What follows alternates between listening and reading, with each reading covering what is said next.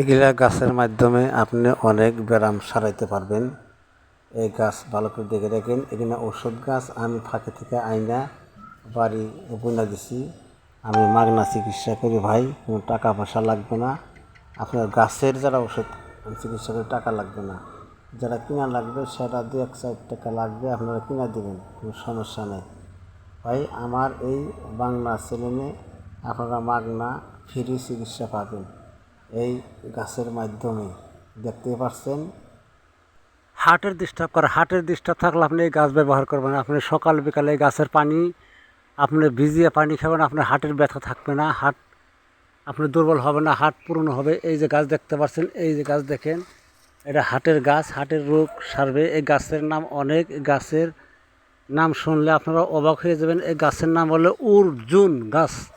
অর্জুন গাছে অনেক কাম করে। ময়মুরবির কাছে জিজ্ঞাসা করে দেখেন, শুনে দেখেন, অর্জুন গাছের এরকম গুটি ধরে, একদম গুটি টুটি সব আমি দেখিয়ে দিলাম। অর্জুন গাছের এই গাছের ছাল আপনি ভিজিয়ে সকালে পানি খাবেন, রাত্রে ভিজিয়ে থাকবেন, সকালে পানি খাবেন, কয়েকদিন আপনার হার্টের ব্যথা ভালো হয়ে যাবে। এই গাছের পাতা যদি আপনি ভিজিয়ে খান, তাও আপনি সকালে চেটকান দেবেন, এরকম চেটকান দেবেন, দিয়ে পানি সকালে কদিন খান, আপনার হার্টের ব্যথা থাকবে না, আপনার হার্টের সমস্যা থাকবে না, হার্ট আপনার ভালো হয়ে যাবে ইনশাল্লাহ। এই গাছের অনেক গুণাগুণ, অনেক ক্ষমতা। এই গাছের বিভিন্ন রোগ ক্ষমতা আপনি ডাক্তার কোন কবিরাজ কোন আপনি শুনে দেখেন তাদের কাছে।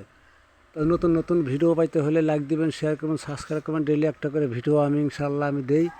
দেখেন, খুদা হাফেজ।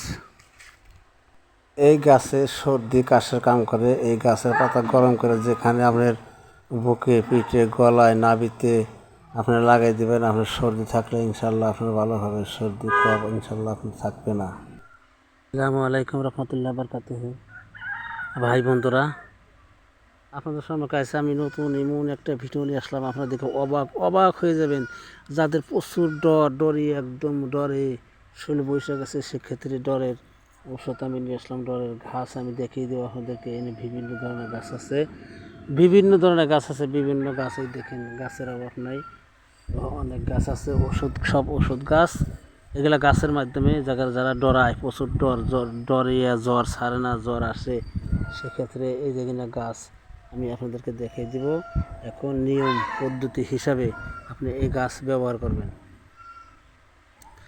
যারা প্রচুর ডরাইছে, ভূত দেখে ডরায়, মানুষ দেখে ডরায়, যে কোনো জিনিস দেখে ডরায়, সেক্ষেত্রে আপনি এই গাছ চিনে রাখেন। এই যে গাছটা নেবেন।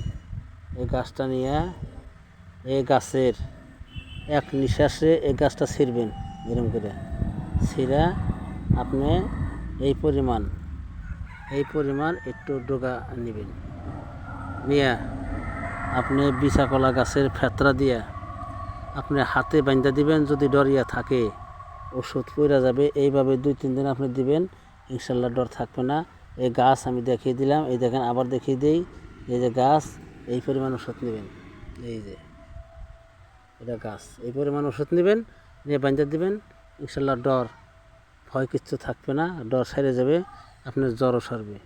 এটা কিন্তু ডরের ওষুধ, ডরের গাছান। তার মানে আগের মুরব্বীরা এগুলা গাছ বাঁধা দিত, ডর হইলে ওষুধ পড়ে গেত, সেই ডরের চিকিৎসার ওষুধ এই গাছ। আমি গাছান আপনাদেরকে দেখাই দিলাম। আমি দেখেন গাছ, এই যে এটা ডরের ওষুধ, ডরের গাছ।